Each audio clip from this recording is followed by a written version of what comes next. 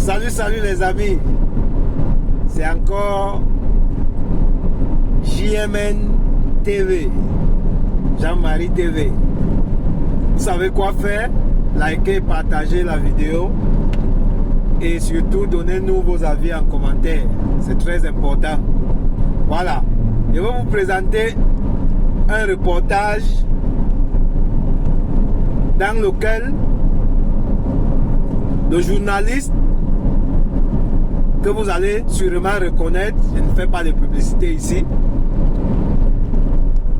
parle du ministre Mwele Kombi et du désordre qu'il a créé à la FECAVOLE. Je vous ai dit ça dans une autre vidéo antérieure où le ministre a créé du désordre dans la fédération de volleyball qui gagnait tout avant. Mais dès qu'il est venu, il a créé le désordre en nommant lui-même, en choisissant le président de la fédération et en nommant un entraîneur expatrié.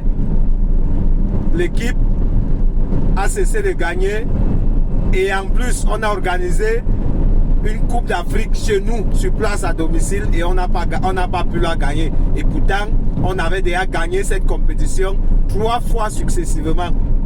Alors les amis, je ne veux pas beaucoup parler, écoutez et puis donnez-nous vos avis à la fin.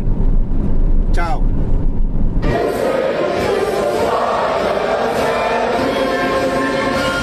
En sport, comme dans toute entreprise, l'échec requiert autopsie et diagnostic sérieux pour déterminer ses causes.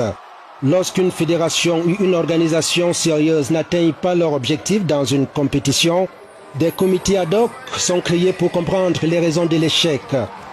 Le Cameroun devra être dispensé de cette démarche au lendemain d'une cuisante désillusion au championnat d'Afrique des Nations de volleyball que le pays vient d'organiser.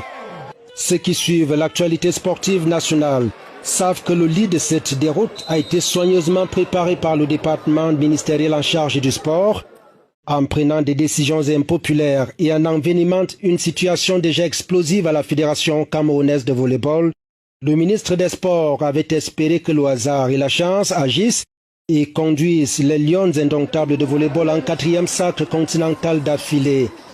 C'était sans compter avec la nature et la justice divine. Résultat des courses, le Cameroun se fait balayer à domicile à une étape de compétition que les braves Lions l'ont franchi en 2017, 2019 et 2021 sans coup férir.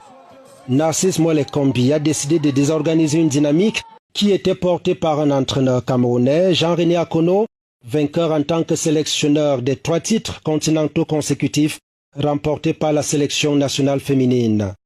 Jean-René Akono écarté sans raison au profit d'un Peter Nonembroch qui revenait au Cameroun après y avoir passé une dizaine d'années. C'est la catastrophe, il est nul, il a passé 11 ans ici, il n'a rien gagné, s'était exclamé Julien Serge Abouem à l'annonce de la nomination par le ministre des Sports du technicien allemand. La question du bicéphalisme à la tête de la FECAVOLE est encore du fait du patron des sports. Son parti pris dans le bras de fer Bello Bourdan et Serge Abouem est flagrant. Il a installé une telle confusion que pendant que Bello Bourdan agit comme président de la fédération, Serge Abouem, qui a également 1001 péchés à confesser et un fonctionnement pour le moins risible, continue d'accumuler des décisions de justice en sa faveur.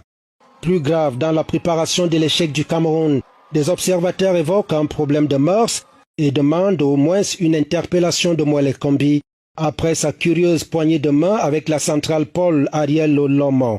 L'on pointe un harcèlement qui aurait eu le don de tuer mentalement l'une des pépites du volleyball camerounais. Après son regard détourné, il est à craindre des représailles qui l'éloigneraient de la sélection camerounaise de volleyball.